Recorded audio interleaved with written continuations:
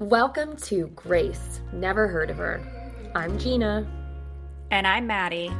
We're two moms, two friends, two overstimulated women navigating motherhood, new identities, and careers, all while challenging society's expectations and redefining what it means to do it all.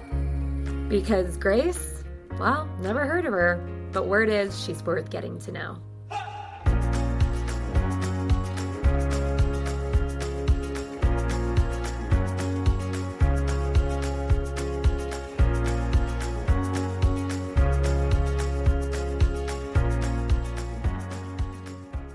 Hello, friend. Hi. How's it going? I have no illness to report, so Yay. I feel like Hey. on top of the world. We need to celebrate that. It's been a long January. That's all I have to say. Truly. I woke up at 5 a.m. this morning and cleaned, which I know doesn't sound like self-care, but it was self-care. So I feel good. I feel like, okay, we can Conquer the do world? this. Conquer the world today. How about you? I love that. I'm just so glad I could send my kids to school today. Parker yesterday was taking a nap and decided to take his diaper off and pee all over his bed Okay. and then cry about it. So that was fun. He's like, wait, abort mission. I don't like this anymore. Why did I do this? I'm like, dude, what? You probably took it off, got the urge, and we're like, shit, it's Yeah. too late now. Felt the cold breeze in his undercarriage. Exactly. And then was trying to just tire them out. So we keep just like piling all of the couch cushions on the floor and letting them jump and go wild. Actually, this is fun. It appeases me. So I was like kind of like tapping them into the couch. I was pushing them. I was pushing them into the pillows. And now they ask me to play the push game. They're like, Mama, push me, push me. And after 3 days home with them, I was like, all right, I'll push you. And would like You're like, why is this weirdly cathartic for me? It was. I was like, ooh, yeah, please don't go tell your teachers that we're playing, Mama pushes us. We're playing the push game. But that, of course, ended abruptly because Zoe and I were laying in the pillows and Parker decided he was just going to jump into us and he gave me a bloody nose. So, No way. Oh my God. yep, just like head. Oh, I'm sorry. Yeah. Does that boy. Parker get like worried about you when you're hurt? Like, okay. No. No. We are trying to teach him, like, hey, you have to go check. Are they okay? Because he'll hit Zoe and he pets people. He goes back and he'll pet you. And we're like, Park, you need to ask if they want to be touched because you just hurt them and they may not want a hug or they may not I want know. to be pet right now. And To then he be kind of just like goes about his business. So That is hysterical. Jonah's like that too, except Jonah's very concerned about my safety. Like when Oh, Leo and I, that's even if sweet. I know it's ironic too because I think, Leo's way more of a mama's boy, but doesn't seem to be so concerned with my safety, whereas Jonah is the opposite. And so I'll be roughhousing with Leo and then, fake lay on the floor and Jonah will be like, Mama, Mama, Mama. And I'll be like, I'm okay, buddy. I'm okay. And then he's like, okay, all right, cool. So interesting. I know, these kids, but you just made me think of something that I find to be one of the funniest things. And for my friends and anybody who knows me, I think will also find this hysterical. So at daycare, they, always kind of like give us the lowdown on Jonah. And he's been doing really well. They said really just like working through his feelings. So the teacher goes, so kind of something new we've noticed about Jonah is he'll get so excited about something, like almost like bursting, and then will slap his friend like across the face. And then be like, but right, it's like a impulsive because then he'll just be like, oh, why did I do that? And then he'll pet them similarly. Oh. And when she told me that, I laughed, and then I thought to myself, "Oh my god, this is, I think, the equivalent of when I laugh and I hit people." You know how I would think something's hysterical, and I'll, like, push you. I think it's the Italian. It's just, like, Yeah. we're consumed with so much happiness or laughter that we have to just, like, physically hurt something, I guess. It's like cute aggression, you know? Yeah. But anyway, Oh, that Jonah. cracked me up. And then on the other hand, we've got Norman Bates. God. And Maddie, I can't explain to you how creepy Leo can be. So I call it lurking. That's my word for it. He lurks. Oh, yeah. And I've seen videos. This is true. he'll just hide behind a corner and you can hear him breathing. Oh, And God. I'm like, "Leo," and he won't answer. I'm like, "I can hear you." He won't answer. And then he'll just, like, pop out and be like, Mom, I need to tell you something." One time I remember I was cleaning, like, right, because this always happens when I think he's asleep or where he's not supposed to be near me. So it's always catches me so off guard. So, I was cleaning the kitchen, and I felt, like, the faintest butterfly tickle on my back, and I was like, "What?" No. You know what I mean? Like, it felt like, was that something? It was that light, and I turned around, and he's just standing there like a serial killer. Like, he's just, like, no expression on his face. Like, Jesus Christ, dude. Like, I'm gonna punch you in the face by accident someday. But the best one, and this is why I officially gave him the name Norman Bates from Psycho, is so one day during quiet time, I'm like, "Okay," he's in his room. Chris, I think, was out of the house, and Jonah was napping, and I was like, "I'm gonna go take a quick shower." I'm looking up at the shower head, and then I turn around to go get conditioner. He's holding the shower curtain open and just staring at me. No. Should I No. be concerned? Like, I'm genuinely Oh, the yeah. jump scare, you know? And I'm just like, "Leo, make yourself known. Just come in and Oh. just talk. You love talking so much." Look, now you is when you choose to stop talking? Oh. Oh my So, gosh. anyway, yeah, I I don't know what I'm gonna do with him, but it's funny. And Chris and I now have gotten to the point where we'll be like, "Incoming, Leo," like, if we hear him or something so that the other person's not super caught off guard, but literally always keeping me on my toes, this one. Truly. Maybe he can be private investigator or something when he's He's gonna be something, I tell ya. something great. So anyway, it sounds though like mental health is maybe on the up and up now that the kids are back in school, but overall, I just wanted to just do a check-in. How are you feeling? How are you doing? I know there's a lot going on in the world right now. I just wanna check in. Yeah, there is. There is a lot going on. And I think I have been trying to figure out how to draw kind of a line in the sand of how much information I let myself take in versus what just feels like we're constantly being flooded by these horrible graphic videos, pictures, all of the things online. And I think it's a little bit of a work in progress because I think, yes, it's so easy to get sucked in and to let it be all consuming. And I'm curious if you feel the same. God, yes. This is actually something that I have always struggled with and continue to struggle with, and it is becoming, disabling a little bit for me. I call myself an emotional cutter, meaning I marinate kind of in the sadness, the darkness of it all. So it's like the worse I feel, the more I consume. And I think it's, again, like, my way of, like, emotionally cutting. Like, it's just, like, I have to feel something because I'm just I don't know. I don't know. If maybe that'll be my next therapy topic with Debbie. An old therapist that I had, it was I can't remember what we were talking about. I think it was like a plane accident or so there was some tragedy that happened, and I told her how I can't stop thinking about it, like, though that was somebody's mother, those are somebody's sister, brother, kids, and I guess it's because I am always putting myself in other people's shoes, like, I'm an empath to a fault.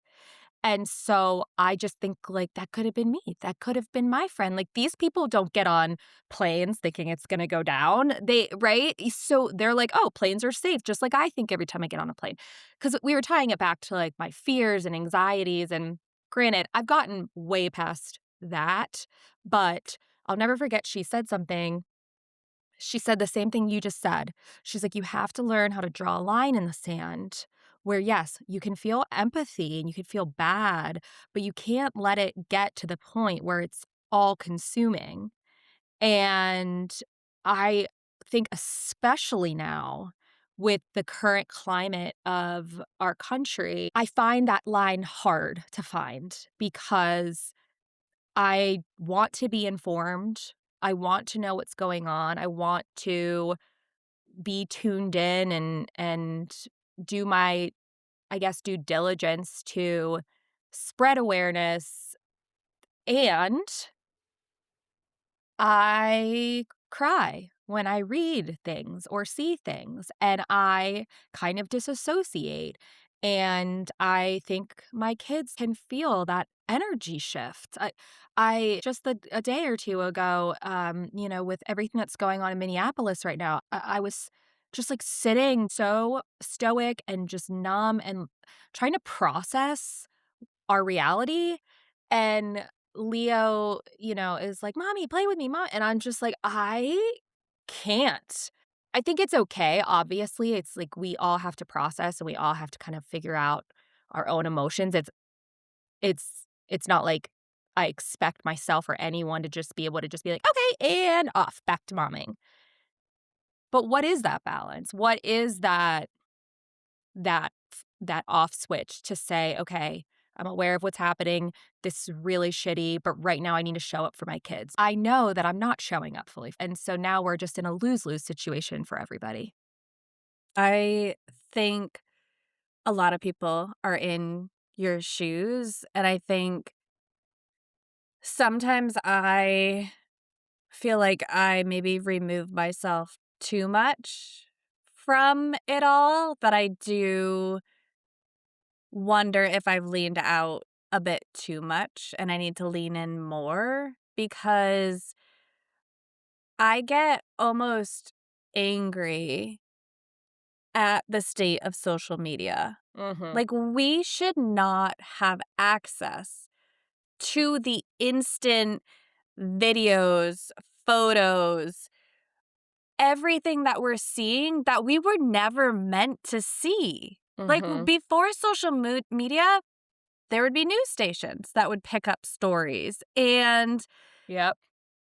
now it's like at the flip of a switch, you have access to everything, not just Yep. in our country, across the world. And I think for me, I have said this before, I like to maintain a sense of naiveness in some ways, probably as like a self-protection.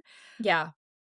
But I also think it's too much. We need to have boundaries for ourselves, for social media, for everything, essentially, to be able to navigate through and not get sucked in. And I don't mean that in a way to be like, you shouldn't care. I think we Right. should care, but I think it's like where can we best put our time, energy, and effort?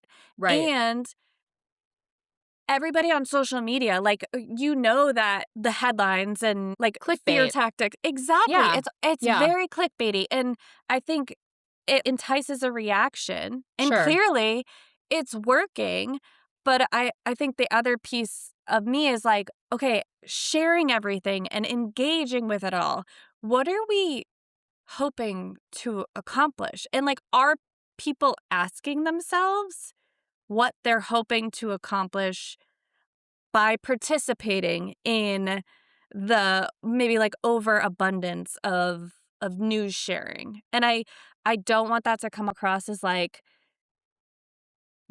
like I think there's a right way or a wrong way. I think I'm just trying to understand, like, are people taking a pause, taking a breath, and like, Mhm. is it you want to share your stance, you want more awareness? Because I think the other thing is awareness doesn't necessarily equal action. I think this is all so valid, and as somebody who I wouldn't say does a ton of sharing, but I've definitely in just my social media history have reshared things, and the question you pose is interesting because you're right, like, what is the purpose? And I'm thinking for myself, I think it's both. I think I do wanna show my stance because I come from a small town in Pennsylvania. I am a way different person today than I was in high school, college, even shortly post college. My eyes have opened a lot and I see things a lot differently, having lived in these big cities and meeting all different types of people.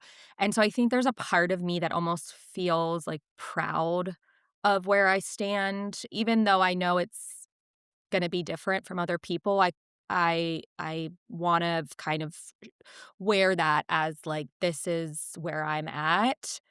Um, on the other hand, maybe this is naive, but I think there's a piece of me that thinks I could reach somebody who may not necessarily change their mind, but maybe if they see it coming from me, they, like, know me as a good person, they could be like, "Oh, interesting. This is what Gina thinks. I wonder if I should explore more about this topic." I say that though, but then I remember like the way social media and algorithms work.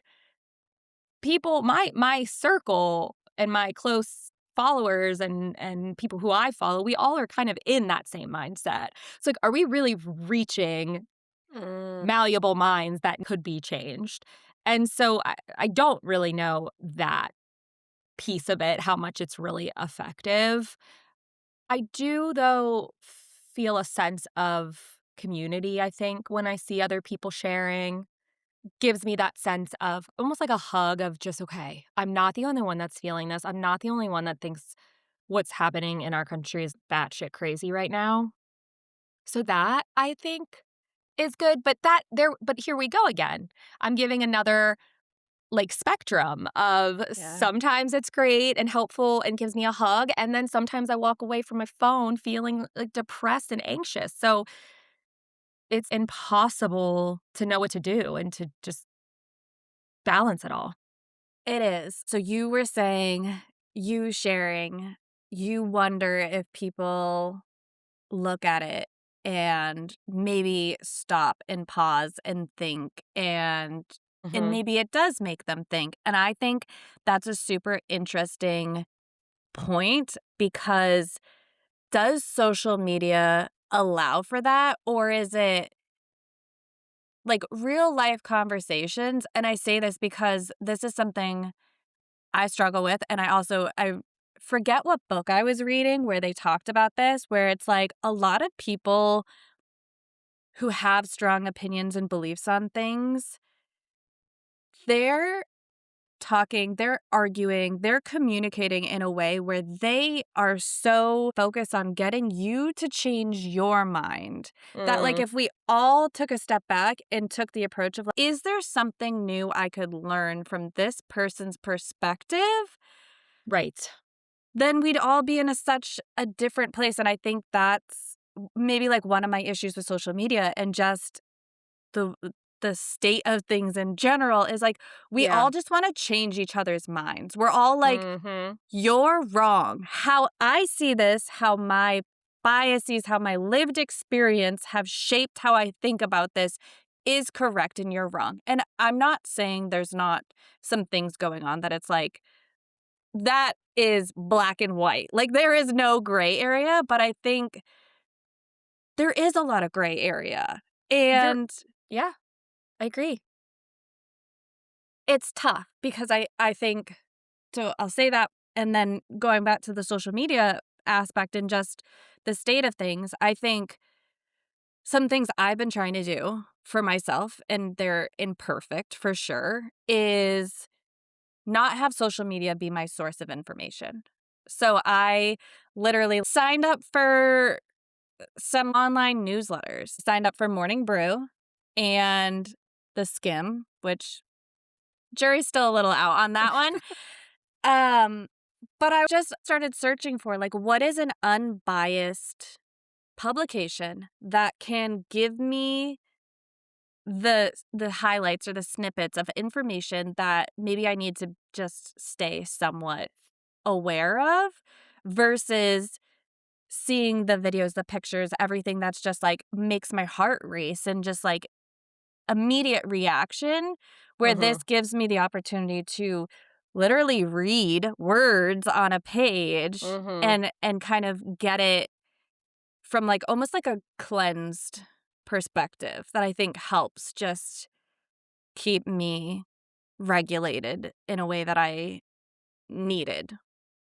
You're touching on such an important part of this, which is the way media is portrayed. You know, if you go on to ABC News versus Fox News, it's jarring what those Mhm. headlines look like, and I cannot remember the name of it. I have to look it up. There is a, site that you can go on, and it shows the topic at hand with every angle. So it'll show how it's being reported on from the left, being reported on from the right, and then more in the middle.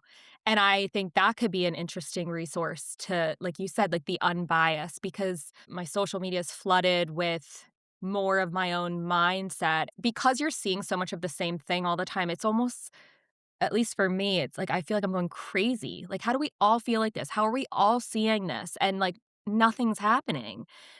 And actually, there's this post. I want to read it to you because I think it goes back to like this feeling of justice and kind of like why nothing's happening.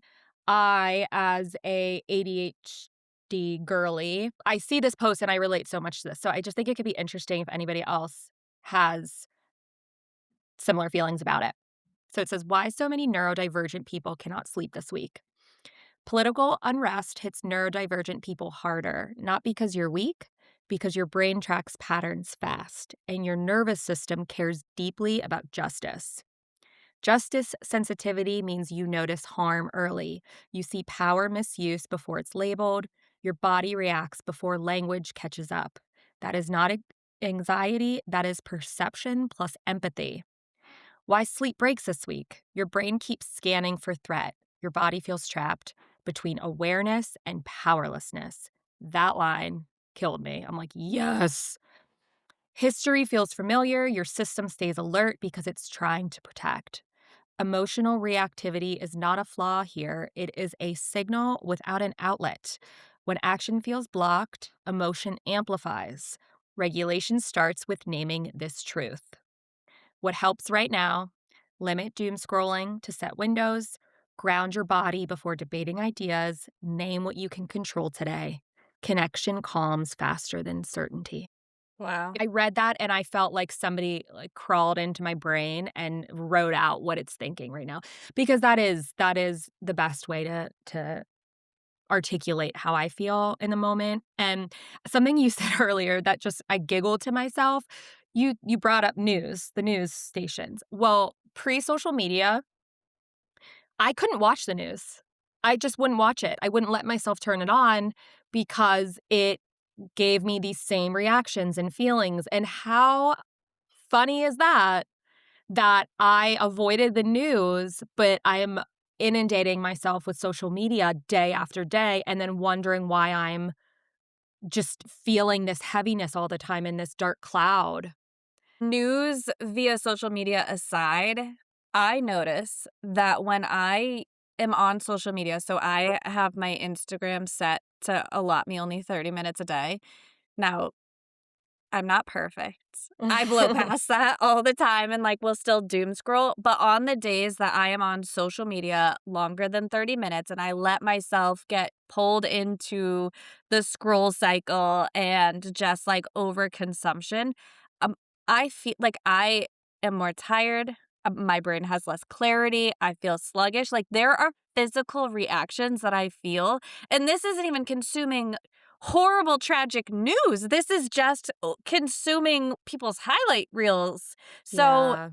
I mean, like, that has to be studied. And there's how many countries now going to bat trying to ban social media for kids? Oh my god, Maddie, that I'm nervous for that, especially for my guy Leo, because he is me and I am him, and so I know if I'm struggling as a 35-year-old adult, I don't even wanna know what that's gonna do to, raising our kids, and it's not even just about our own rules in this house, right? Because we can say, "Okay, you can't have a phone until you're in this grade," or "You can't have a social media account," but let's be real.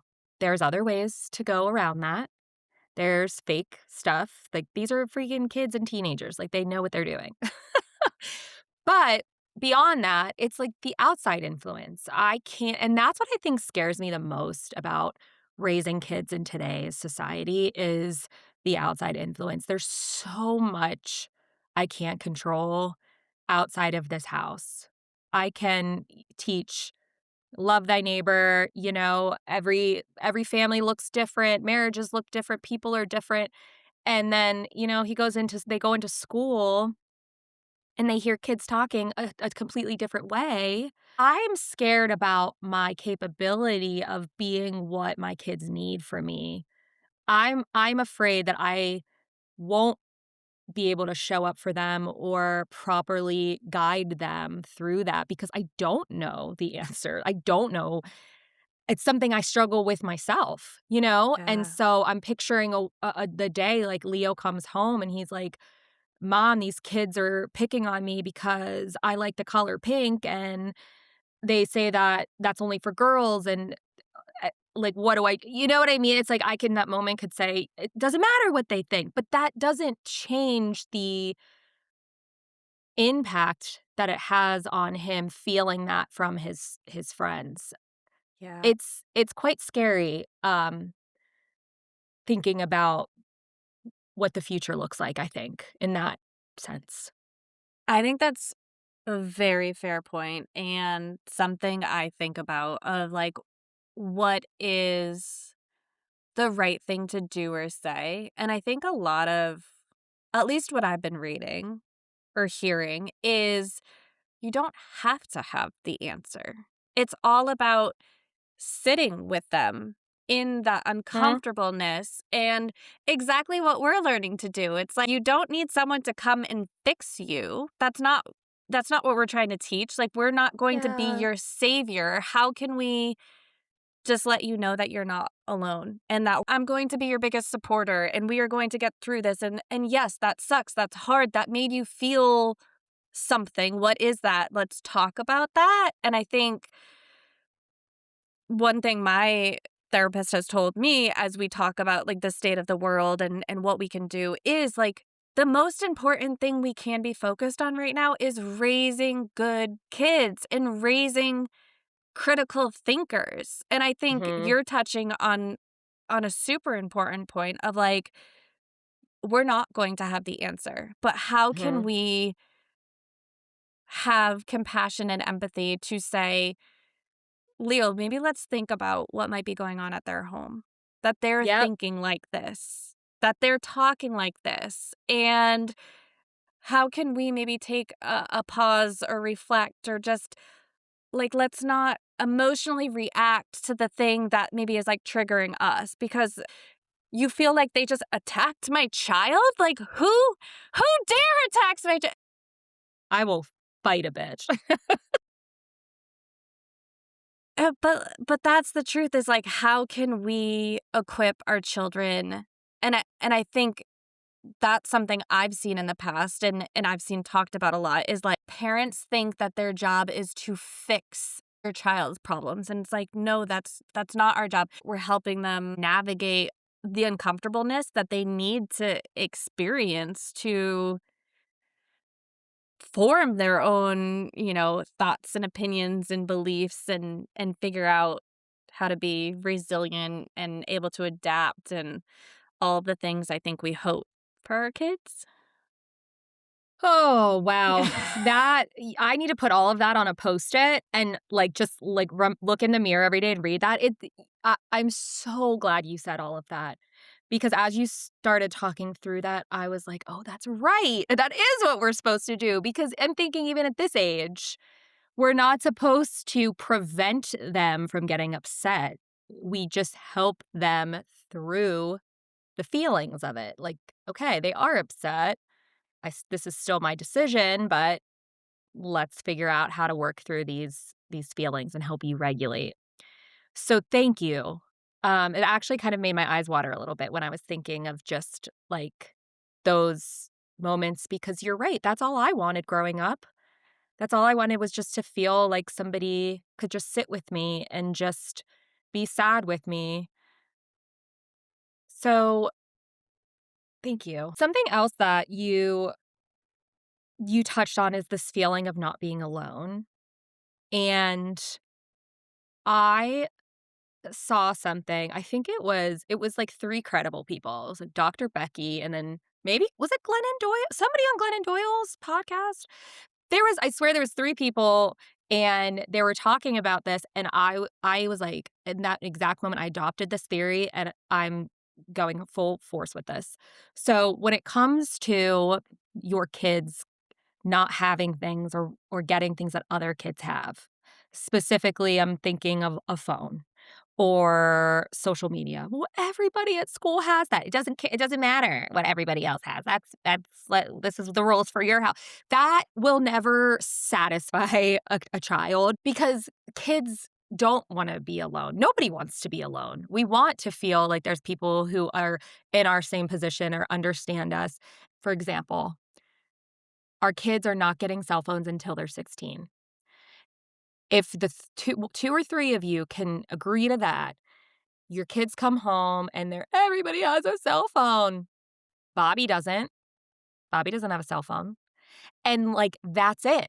That according to these experts, just having one friend that could relate to your child to say like they're in the same boat as you. It's not just you. Evidently is really impactful. So I said, Katie, I hope we agree on a lot because that's going to be you. We're gonna go in on this together. We got to stand strong of how we're going to do things. And so I just thought that was a really fascinating POV I wanted to share with you in the pod. I like that. And that seems like something that's actually tangible. That, Right. Yes. it's Doesn't not seem that like far-fetched. it's not like, reparenting yourself or trying to self-regulate on the freaking daily. That I can maybe find one person to do that. So I like that. That's really cool. I want to go back to what you were talking about the critical thinking and teaching our kids. I love that. And something that happened actually recently, Leo, we were in bed and he said to me, "Mommy, I had a bad day." And I said, what's up?" And he said, "We were playing musical chairs and I lost and I didn't want to play anymore." And my first instinct, right? Because these are all new experiences. Like every single day forward is always something new I have not navigated yet with him specifically. So my first instinct was to just start lecturing, like to go, well, that's not the point of why we do things, or you can't be a sore loser, or it's not all about winning, la la la la la. And I didn't. Yay. Tap myself on the shoulder. Truly. I I had enough control to stop myself, and I said, "How'd that make you feel, buddy?" And, he's like, "I felt really sad. You know, I really, like, wanted to win." I go, "Well," and I don't need to sit here and rehash the entire conversation, but to your point, I tried to sit with it. I tried to let him kind of work through his own feelings of, he wanted to win. He didn't like the feeling of losing. He didn't like the feeling of somebody else getting to win. He wanted to, instead of playing again, he wanted to go off and just, like, sit and do Legos and something where he couldn't feel that disappointment. By the end of the conversation, he goes, "You know what, mama? You're right. I am gonna play that again, and I'm gonna be happy for my friends if they win." And Aw. I was so thrilled, and this right, like, this is not to say, like, "Oh my god, go me, I'm the best," but it was the perfect example of, I think, what you're saying that I forget, like, because that was one more bigger moment. It was right, this he was opening up to me, but I'm thinking about probably all of these micro moments that are missed opportunities where I don't do this, where I just, if he's like, "Oh, I'm mad about this," like, "Well, you know what, kid? That's just the way life works," or whatever. We're not perfect people. We are flawed. We are going to fuck up our kids one way or another. I know all of that. But it really stood out to me as a moment that I want to remember. And funny enough, I went and told Chris. I go, "Chris, I think I just had like one of my first parenting conversations, like older kid parenting conversations." And it felt really good. And to your point, Maddie, I didn't have the answer. I don't I can't make him win musical chairs. I can't prevent that from not happening again, but what I was able to do was help him kind of work through it and got him to realize that he was having fun regardless of losing. And so yeah, I'm going to take that practice into other aspects cuz that's a really just good reminder. And you're already doing it. And I I think know. where we get caught up, and I am curious your take on this, going back to self-regulating ourselves and how our own fears and anxieties can then transfer, or the energy that they're feeling can be put on our kids. Do you think if you were doom scrolling or overstimulated or dysregulated and Leo came to you with that conversation, do you think the outcome would have been the same? Okay, Maddie, I see what you're doing right now. No, I don't. Yep, I see your point. I don't think it would have been the same. I, wow, yeah. I, I sometimes think it should just be so easy to parent myself the way I parent my kids. I wouldn't want Leo and Jonah to be doom scrolling. I would definitely have a limit on their social media. I mean, it's like even just with TV, I want to limit it. Why don't I give myself a limit? That's really good food for thought of kind of like, is what I'm doing not only not serving me, but how is it going to impact how I show up for my kids? And that I think is a little bit more motivation for me than just myself. Because if it's just myself, I'm like, "Oh, whatever, I'll just be depressed all day." But no, I do care about how I show up for my kids. And I'm not picking on you because I have a concrete example of the other morning I was solo parenting and I was in my phone when I should have been present with my children and like helping them get ready. And it wasn't for a long time, but it was enough that something triggered me. And I didn't really process it in the moment, but then I noticed that I transferred my, like, dysregulation to my children because then I had a lot less patience for them as they're Mhm. bumbling in the morning like they always do. And then both of them are like, I wanna do it. I wanna do it. I wanna do it myself. And I'm like, "Oh my god, I don't have time for you to take 20 minutes to do it yourself. Just let me do it." And I snapped. I just, like, snapped at them, and I, like, literally was like, "I'm just gonna put you in the car. Nope, we're gonna do it my way." And immediately after, I was like, "Holy shit." I got triggered, Yeah. and then I just watched the whole thing unfold, and I was like, "Why? Why?" Like, I was almost, like, beating myself up, but then I'm like, "Okay, I'm only human," but it's so true, like, it's so easy to get overstimulated or dysregulated, and I was like, Mhm. "Okay, were we gonna be 5 minutes later to school if I let I them do know. it? Does it really matter in the grand scheme of things?" And I'm not saying, like, let your kids walk all over you and not have boundaries with them, but I keep getting stark reminders of, like, I need to get my shit together Mhm. so that my kids can live and grow up in a world and environment that feels safe and stable. I think it's really brave that you share that because I know it's, like, not the best feeling in the world when you feel like a parenting fail, but same. I mean, I have so many similar experiences. They say the hardest part of parenting is not actually parenting your kid. Yeah, we could keep for the most part, we can keep them safe and healthy and warm and loved. It's the hardest part is regulating ourselves. Mhm. It's regulating ourselves while we're parenting our kids and we're parenting our parents and, all of these things. So you're right. We are only human and it's inevitable. I think it also lends itself to what does that mean? Like instead of just I'm snapping and then like whoops, I fucked up. Okay, let's move on.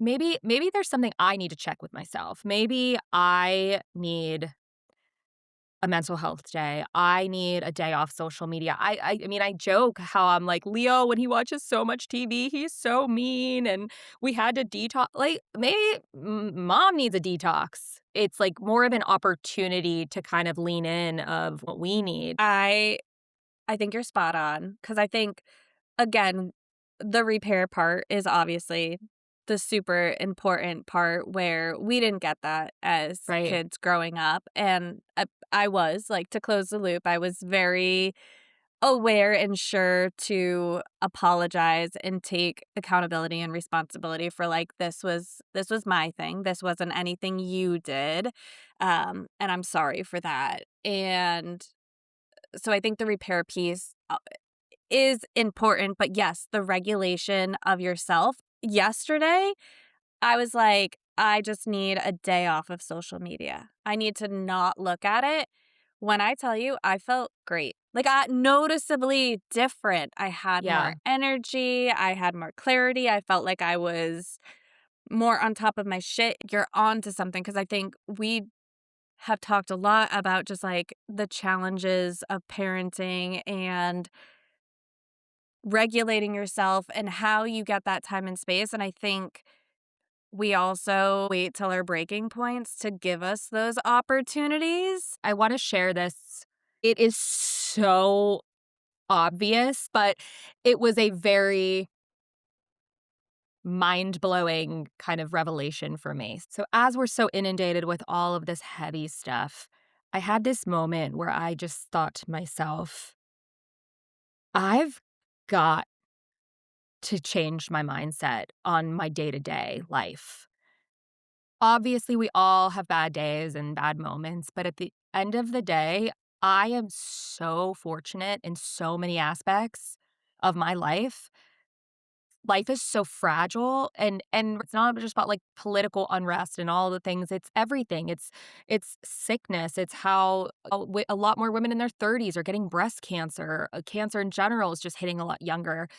It's that uncertainty of just I don't know how long we have here and I need to find the joy where it is. And again, right? Like that's obvious. That's something we talk about all the time, but I really put it into action. I think with everything going on, it kind of forced me to not necessarily just think about the idea of it and actually implement. When I tell you the immediate shift I saw with my kids, it's it's like there needs to be there Needs to be needs to be more, studied? like, studies on this, literally, because it's not right, it's not a coincidence. I I think it was 2 days ago, I looked at Chris and I was like, "We gotta get our shit together." Like, the last 2 days, Leo has been the happiest, most well-behaved, just easiest I've seen him in a while. It is hard when you're inundated, when you're stressed, when you're tired, when you haven't had a break, when your kids are whining all the time. It is hard to get yourself out of that headspace, but the fruits of that labor are well worth that challenge. Leo was kinda, like, bouncing off the walls this morning. He was just, like, super energetic, and I would say 4 days ago, I would be like, "Oh my god, get him off to daycare." Like, I just this is so much. And this morning, I was smiling and giggling, thinking, "What a happy little boy." Like, he's just enjoying life. He's just living. This is great to see him so happy. It was such a stark difference in my mindset, and it was almost kind of alarming in the sense of, "Wow, how bad was I before?" Because this feels so foreign, and Mm, it's I think how it kind of probably should be. totally. And I think you're also not giving yourself enough credit that, like, putting myself in your shoes of having lived away from family, having needed to find a sense of community or friendships that could kind of, fill your cup or help kind of relieve that pressure valve a little bit. It's almost like this stacking mentality of the weight just gets heavier and heavier and heavier. Mhm. And when everything feels heavy, how can you have a lightness about yourself? Like, Right. how? You can't. And I just remember being there, and it's not like I'm completely out of that. There's days that things I just let feel super heavy, but you're so right. It's almost, again, going back to this idea of relinquishing control and leaning into the messiness and chaos of it all that Mhm. it's so freeing and it almost, like, lifts the weight. And I think that's a good reminder for me too, because you get so wrapped up in it and it's like it's all consuming and it's like, but does it have to be? And it can't be when you're raising kids and you have to prioritize yourself. And I think this goes back to, like, a lot of what we're unlearning as moms. It's like moms are they self-sacrifice all the time and it's like, actually, no, we're seeing evidence. We're seeing the outcomes of self-sacrificing. We can't. Like, that is actually detrimental. One other thing I wanna touch on, I don't think we've talked about yet, is this feeling of powerlessness. What should we be doing? And then the things that we can be doing, do I feel safe doing? Is that, within my heart that I wanna do? And so it's this kind of like mental gymnastics of, like, just being still and wanting to support but not knowing how. This is what I center myself around, that I think truly the most important work we can be doing for where we're at, because we have small children. It's not necessarily realistic to be out protesting. It's not necessarily realistic to have the time, energy, or capacity to maybe partake in some of the activities. And so I truly think the most important thing we can be doing right now is raising good humans who are critical thinkers. Yeah. But I also understand if that doesn't feel like enough. And so I think one thing I've kind of challenged Tyler and I with, Tyler's idea is, like, maybe we should be volunteering more, or Mhm. just even doing the exercise of what are our family values? Do we know what those are? Do we talk about that enough? And I think centering yourself on that and then figuring out what feels good that complements your values. Like, I've seen people post about how they pay for the person's coffee. That happened to me. I was the receiver of that. It was crazy. I can't tell you. I pulled up to a Starbucks and she goes, "It's paid for. Person in front of you said, 'Have a good morning.'" And I'm like, "Oh my God." The impact that had, just something so small as that. Yes, I can verify Truly. that really, Yeah. really it made my whole day. And it made me want to do something for somebody else. That is actually a perspective that I haven't had yet. I think it's really important to identify what those family values are and act the way that you want your kids to one day hopefully act. Be a good person that you want to raise your kids to be versus just telling them they need to see it. Our homework can be that we'll both go and talk to our spouses about this and figure out maybe one thing within the Mhm. next 2 months that we can actually do, and we'll report back. So, how are we also going to find joy this week? Jonah's second birthday. I'm God. feeling some type of way about it. I think because I just, can't even remember the last 2 years. It feels like such a blur. But Chris even said it today. He's like, "It still feels like Leo's 2." So for Jonah to be 2 just feels so crazy. But I'm so excited because Leo, we took him to Build-A-Bear for his second birthday. Jonah was, 4 weeks old. And so I know. And so we're going to take Jonah to Build-A-Bear on Sunday. And we want to use it also as an opportunity for Leo to see, his brother get celebrated and get a present, because the first thing Leo asked was like, "Can I have one? Can I get one too?" And we said, "No, this is going to just be for your brother. It's his birthday. And when it's your birthday, we can do the same thing if you want."